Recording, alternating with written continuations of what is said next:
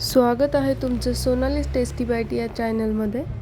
तर मी आज बनवणार आहे बीटरूट चटणी. तर मी त्यासाठी एक बीटरूट घेतलं आहे, ते स्वच्छ धुवून साल काढून घेतलं आहे. तर आता मी त्याला खिसून घेते. ते बीटरूट सगळं खिसून घ्यायचं. बीटरूट पूर्ण खिसून झालं आहे. आता पुढची प्रोसेस करूयात.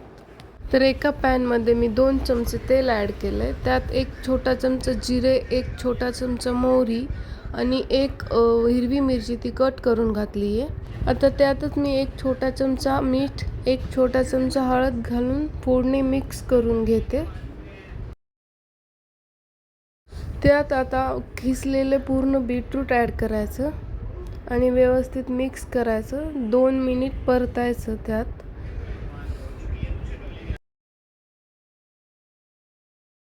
आणि 3 चमचे दही घेतले मी, ते व्यवस्थित फेटून घ्यायचं आणि नंतर त्यात बीटरूटमध्ये घालायचं आणि व्यवस्थित मिक्स करून घ्यायचं.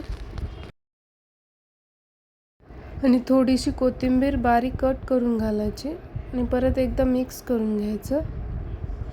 अगदी 5-10 मिनिटात आपली बीटरूटची चटणी झाली तयार. हेल्दी आणि टेस्टी रेसिपी आहे. रेसिपी आवडली तर चॅनलला लाईक करा, शेअर करा, सबस्क्राईब करा.